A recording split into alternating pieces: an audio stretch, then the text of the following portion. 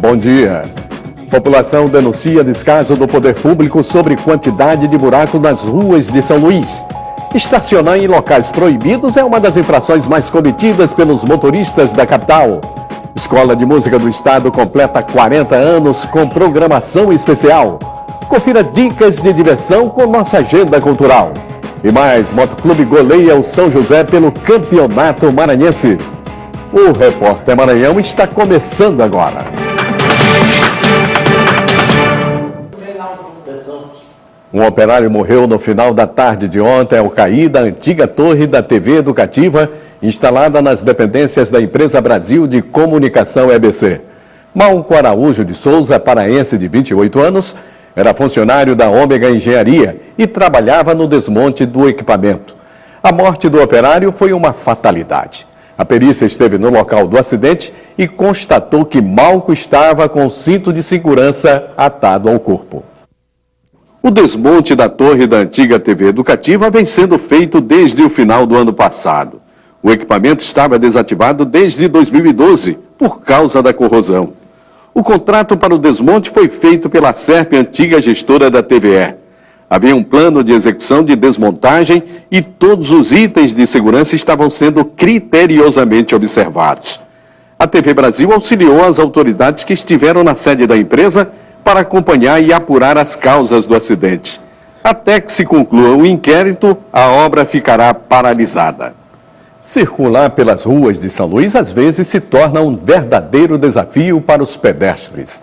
Muitas calçadas que deveriam ser um lugar para as pessoas circularem com segurança são tomadas por carros estacionados em pleno passeio público. Quando o assunto é estacionar, o motorista em São Luís parece não se preocupar com as regras de trânsito. Nesta rua, no bairro do Renascença, é comum a prática de estacionar na faixa amarela. Aí é direto, aqui é tanto lá como aqui. Eles vêm aqui, estacionam aqui, no próprio posto aqui, eles vêm e estacionam bem aqui. E a gente não pode falar, não é que são bravos, se falar... Em São Luís, somente no ano passado, foram aplicadas mais de 13 mil multas por estacionamento proibido. Na maioria das vezes, o motorista estaciona assim, sobre as calçadas, e o pedestre tem que se virar na rua. Os pedestres reclamam de ter limitado o seu direito de ir e vir. O prefeito precisa olhar nesse estacionamento aqui para tirar esses carros do caminho. Não só atrapalha os pedestres, como uma vez... eles iam atropelando uma senhora já idosa, dando ré, né? E a senhora ia passando atrás e por pouco não foi atropelada. Eu quase fui atropelado uma vez. Aqui mesmo no Renascença? Nesse prédio ali, morei ali, quando eu saí um carro passou. Estacionar em local proibido é infração que pode variar de leve, com perda de 3 pontos na carteira de habilitação, a grave, com perda de 5 pontos. Os veículos também estão sujeitos à remoção pela Secretaria Municipal de Trânsito e Transporte. A gente percebe que existe, principalmente em locais de concentração comercial, um grande acúmulo de carros, inclusive em cima de calçada. A nossa fiscalização ela é contínua, né? Mas só lembrando que a partir desse ano, essas vias primárias principais de São Luís, essas avenidas, elas vão sofrer sinalização, assim como ocorreu na Avenida São Marçal, vai ser proibido o estacionamento nessas regiões, sendo que os estacionamentos que vão ser deslocados para as transversais. O início do período chuvoso tem gerado muitos transtornos em São Luís. Com a ação das águas, a quantidade de buracos nas ruas aumenta, oferecendo riscos para a população. Este morador da Rua 3 do Bequimão se diz inconformado com o descaso do poder público há anos. A situação da rua é assim. Os buracos se tornam mais perigosos para quem trafega nos dias de chuva, como mostra o vídeo registrado por ele mesmo. O último tapa-buraco aqui foi com o ex-prefeito Adel Palácio. Teve um paliativo no ex-prefeito João Castelo e nessa atual gestão já teve denúncia, já teve reportagem, já teve vários tipos de coisas e nunca apareceu ninguém nem para olhar a situação da rua. Ali perto, na Rua 6, o problema é igual. Quando não chove, a lama dá lugar à poeira, prejudicando a saúde de quem mora no local. Em outro ponto da cidade, num trecho crítico, onde sempre houve reclamação, a prefeitura sinaliza o início das obras de recuperação da via. Este morador espera que o serviço possa ser feito não só no cruzamento com a Avenida Mato Grosso, que dá acesso ao habitacional Turu e Chácara Brasil, mas também que sejam feitas as obras nas travessas dali de perto. Porque na hora de pedir voto, ele sabe entrar lá dentro das travessas e pedir voto. Na hora de fazer, ele se esconde do povo. Aqui na Avenida General Arthur Carvalho, no bairro do Turu, a situação não é diferente.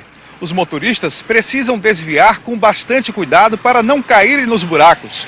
E com a chegada do período chuvoso, a tendência é só agravar.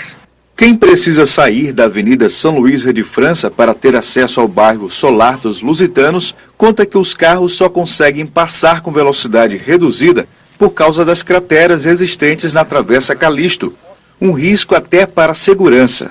Não passa mais do que 10 km por hora, 20 km por hora no máximo. Fora que essa rua aqui, ela liga tanto a São Luís de França como dá acesso à Avenida Nossa Senhora da Vitória, ali do Parque Vitória. Seria uma via bem interessante para desengarrafar o trânsito dessa região, mas não está sendo possível utilizar. A sexta-feira amanheceu chuvosa em São Luís. Confira a previsão do tempo para todo o estado.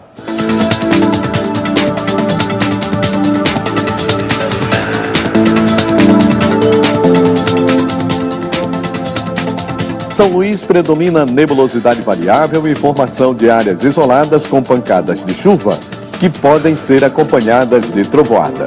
Mínima de 25 e máxima de 31 graus. Em Imperatriz predomina nebulosidade variável e formação de áreas isoladas com pancadas de chuva, que podem ser acompanhadas de trovoada. Mínima de 22 e máxima de 31 graus. Em Caxias predomina nebulosidade variável e formação de áreas isoladas com pancadas de chuva, que podem ser acompanhadas de trovoada. Mínima de 23 e máxima de 34 graus. Em Balsas predomina nebulosidade variável e formação de áreas isoladas com pancadas de chuva, que podem ser acompanhadas de trovoada. Mínima de 21 e máxima de 32 graus. E a previsão para este fim de semana é de nebulosidade e pancadas de chuva, que podem ser acompanhadas de trovoada em todas as regiões do estado. E veja no próximo bloco, Escola de Música do Estado completa 40 anos. E mais as dicas de diversão com a nossa agenda cultural. É logo após o intervalo. Agora são 11 horas e 36 minutos.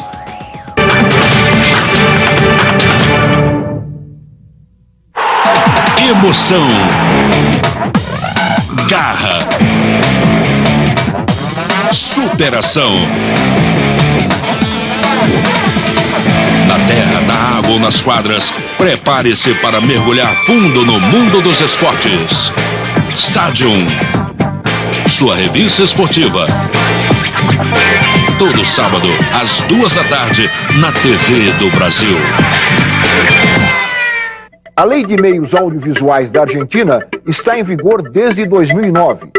O Ver TV desta semana quer saber o que mudou no panorama audiovisual argentino com a nova lei. A Argentina começou a tratar a comunicação como um direito e não apenas como um simples negócio comercial. A lei está dentro de um projeto nacional de desenvolvimento. Ver TV, nesta sexta-feira, às 8 da noite. Num lugar onde a fé se opõe aos interesses dos coronéis. Se não nos atacar, não atacamos. É dado início a um conflito. E só os mais fortes sobreviverão. Capitão, o senhor tem que botar essa bugrada de joelho, eles precisam aprender. A Guerra dos Pelados, um filme super premiado com Átila Iorio, Jofre Soares e Estênio Garcia. Vocês foram avisados. Cine Nacional, nesta sexta, 10h30 da noite. Hoje é o último dia do Festival Maranhão na Tela, que tem o objetivo de fomentar a produção audiovisual no estado por meio de oficinas, capacitações e exibição de produções maranhenses através da mostra São Luís nos Quatro Cantos. A mostra foi composta por uma seleção de 10 filmes, entre ficções e documentários, todos produzidos no Maranhão.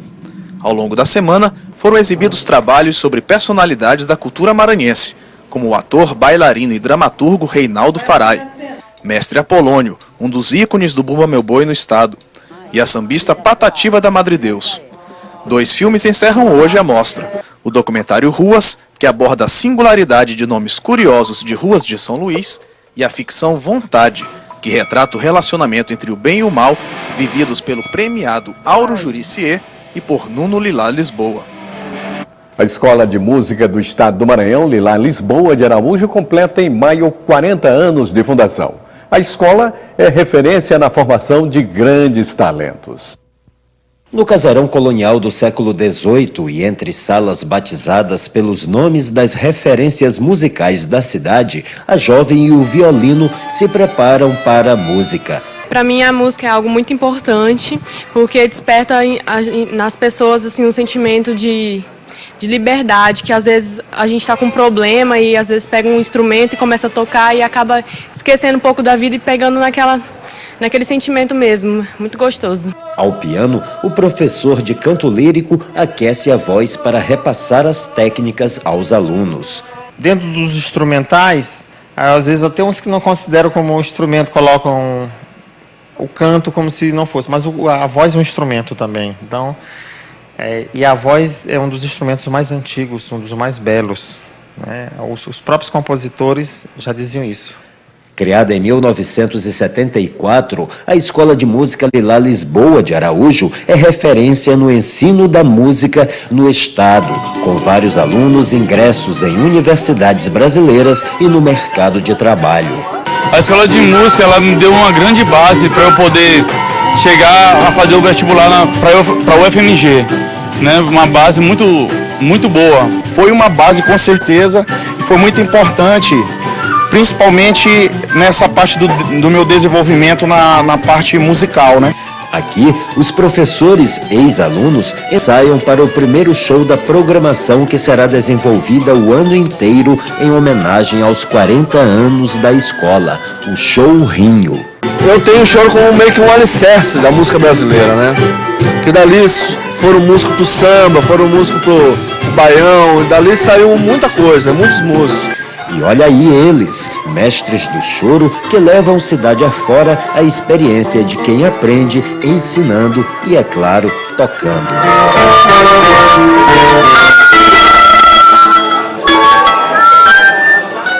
E para conversar sobre um pouco dessa história, do que ainda tem por realizar, nós convidamos o diretor da escola, Raimundo Luiz Ribeiro. Raimundo, obrigado por ter aceito aqui o nosso convite. Prazer nosso. 40 anos formando os músicos desse estado. Tem uma história bonita para contar, né? Tem uma história. A escola, nós iniciamos, ela foi iniciada aqui na Avenida João Pessoa, já passou por outros endereços, Rua da Saavedra, Rua Santo Antônio no centro, e hoje nós estamos num sobrado colonial do século XVIII, na Rua da Estrela.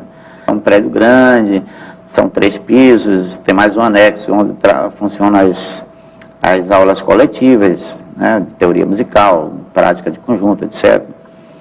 E oferecemos bons cursos à comunidade hoje. Bom, nós temos um estado com uma musicalidade muito grande.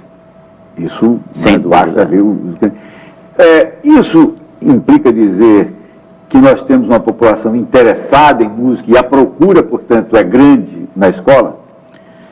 Com certeza, hoje a gente tem uma procura bem extensiva, isso é resultado das ações que a gente vem desenvolvendo, dos cursos que a gente vem implementando,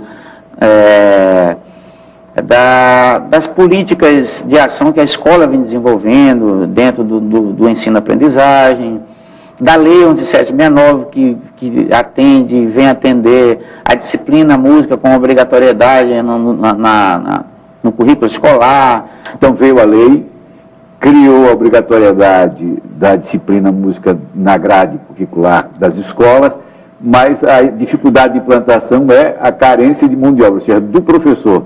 Isso também tem estimulado na busca de ter uma carreira como professor? Com certeza, principalmente por se tratar de uma escola de ensino médio em música, portanto é uma ponte direta para as universidades públicas, o UFMA e o UEMA, que hoje oferece a graduação em música, e são cursos distintos, por exemplo, né?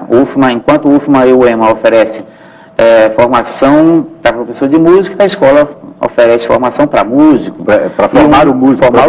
E, então, eles trabalham essa conjuntura de formação profissional, sem dúvida, merecedora de reconhecimento. É só música clássica? Não, nós temos, dos 20 núcleos de estudo que nós oferecemos, a escola tem hoje núcleo de cordas, núcleo de sopro, núcleo de percussão, bateria, núcleo de canto. E eu não gosto muito desse termo clássico popular, eu gosto da boa música. Para ser aluno da escola, o que é preciso? Tem um processo seletivo que a gente faz todo mês de novembro. Esse processo seletivo consiste em a gente avaliar o grau de aptidão musical do aluno. Não é para que ele já chegue lá. É o grau de conhecimento, é o de aptidão. É de aptidão. Se ele já tiver alguma habilidade instrumental ou vocal, ele vai fazer um teste já específico para entrar num período já mais avançado. Tal. E aí faz essa prova em dezembro e começa as aulas sempre em fevereiro.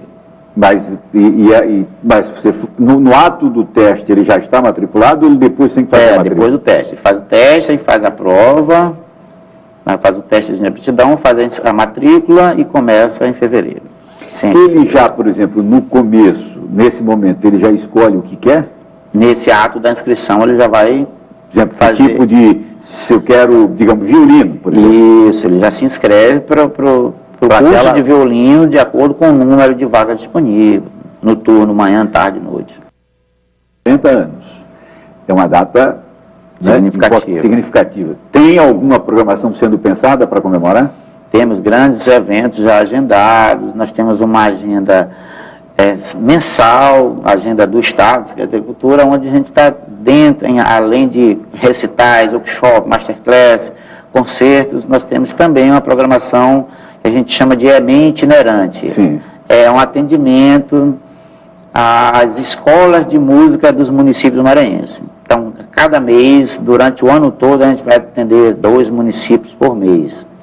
Isso também como parte de um atendimento dos municípios que muito procuram a escola e com certeza é de suma importância. Obrigado por você ter vindo aqui, parabéns pelo aniversário da escola e ainda esperamos muito sucesso e muitos anos aí pela frente. Com certeza, vamos se encontrar durante esse ano em curso ainda. Bom, foi um prazer e a gente volta com Edmilson Filho. Obrigado e daqui a pouco o Roberto Fernandes volta para a gente falar sobre futebol. E hoje é sexta-feira, dia de programar seu fim de semana com nossa agenda cultural. Confira as dicas com Maina Maciel.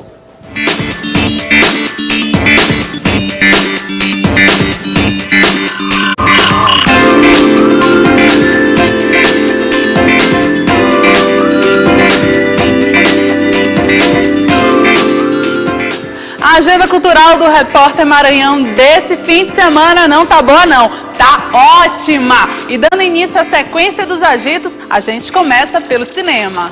O Lobo de Wall Street é a dica para quem quer pegar um cineminha. O filme é a adaptação do livro de memórias de Jordan Belfort, que foi um corretor de títulos da Bolsa Norte-Americana que entrou em decadência nos anos 90. Sua história envolve o uso de drogas e crimes do colarinho branco.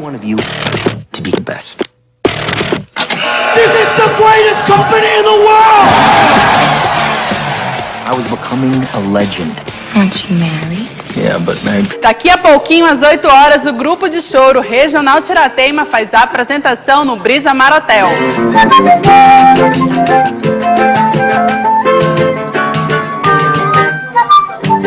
Hoje tem Sexta Retrô no Espaço Noir com Bee Gees One Cover, a partir das 10 horas. A cantora Flávia Bittencourt apresenta o show No Movimento, hoje e amanhã, às 9 horas, no Teatro Arthur Azevedo. Pensar em você, que muda o dia, minha alegria dá pra ver. Margareth Menezes e Tony Garrido te esperam hoje para curtir o showzaço de lançamento do bloco Furacão, às 10 horas, no Mandamentos Hall. Tá a fim de curtir uma folia e de quebra saborear uma feijoada gostosa? Nesse sábado, a partir de 1 da tarde, tem a feijoada em Honolulu, no Hotel Luzeiros. O domingo você pode tirar para brincar nas prévias do carnaval que estão rolando por toda a cidade. No Coatrac tem um bloco Os Brasileiros, fazendo cortejo às 5 da tarde na Avenida Itaguará. E também às 5 da tarde acontece o baile da bandida, agitando o Mirante da Lagoa com convidados para lá de especiais. Essas foram as dicas desse final de semana que está só começando. Agora é com você. Escolha sua festa e divirta-se. Para participar, é só enviar um e-mail para agendacultural@tvbrasil.org.br.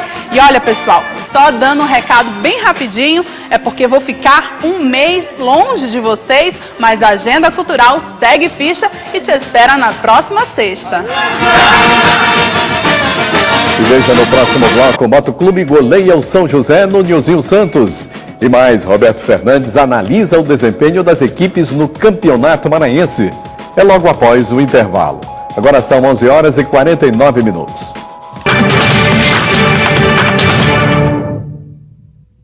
Na Alemanha, o programa especial descobre o willmap.org. É uma plataforma online onde pessoas com dificuldades de locomoção podem classificar lugares pela acessibilidade com os smartphones deles. No Brasil, testamos o aplicativo. Vamos ver em que categoria de acessibilidade ele se encontra. Também um projeto que facilita o transporte de pessoas com deficiência. Programa especial, neste sábado, 10h30 da manhã. Vai começar o espetáculo. Duas grandes vozes visitam o Senhor Brasil. É preciso amor para poder pulsar, é preciso paz para poder sorrir, é preciso a chuva.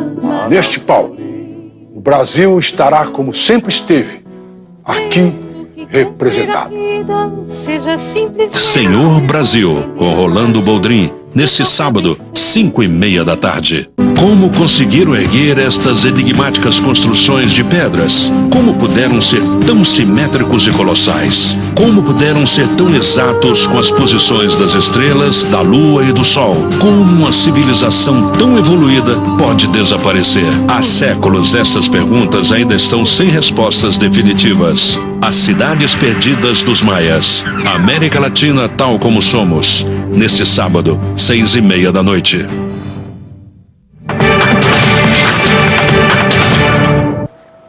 A equipe do Maranhão Vôlei volta à quadra hoje em busca da segunda vitória consecutiva na Superliga Feminina. O adversário será o Barueri, que tem como destaque a levantadora campeã olímpica Fernandinha. A partida começa às 8h da noite no ginásio Castelinho. Já as meninas do Maranhão Basquete jogam amanhã fora de casa contra o Santo André. Com 7 vitórias e 2 derrotas, a equipe maranhense está na 3ª colocação da Liga Feminina de Basquete. A partida entre Maranhão e Santo André começa às 5h da tarde, horário de São Luís. E pouco mais de 1.700 espectadores foram ao estádio Nilzinho Santos para acompanhar a partida entre São José e Motoclube pela 2ª rodada do estadual. Apesar de pouco numerosa, a torcida rubro-negra fez muita festa pela vitória convincente. Na etapa inicial, o Peixe-Pedra chegou a assustar o Papão nessa cobrança de falta de Pires. A bola bateu na trave e na volta Chico Bala rebateu na mão do goleiro Juan. O placar mesmo só abriu aos 43 minutos.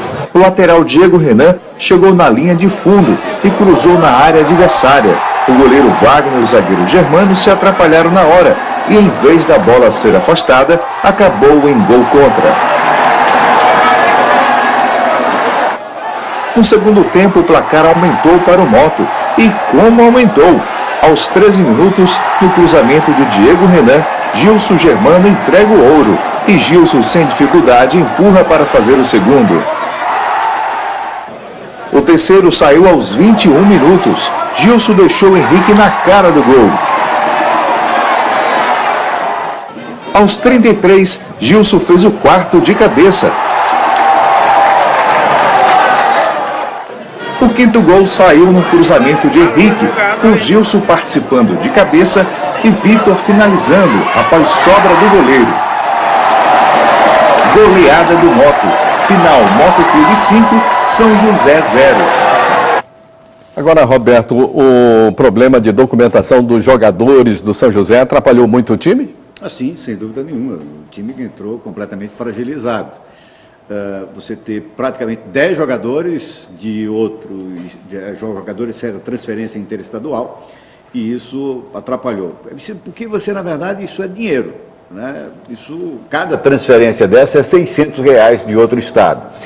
E você precisa ter dinheiro. Então esse é o grande problema do futebol do Maranhão, que é a questão econômica, a questão do financiamento do futebol. Se deixa para a última hora na medida que você faz a inscrição, na medida que você acha dinheiro.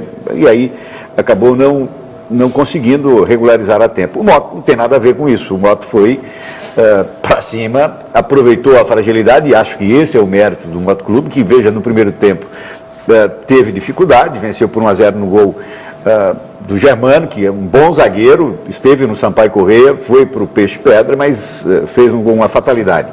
Não jogou bem, é verdade. Depois, com as alterações feitas pelo técnico, o Moto então deslanchou e conseguiu a sua vitória com facilidade. É a segunda vitória do Moto, 6 pontos, e precisa apenas do próximo no empate no jogo que fará fora de casa contra o Araiose.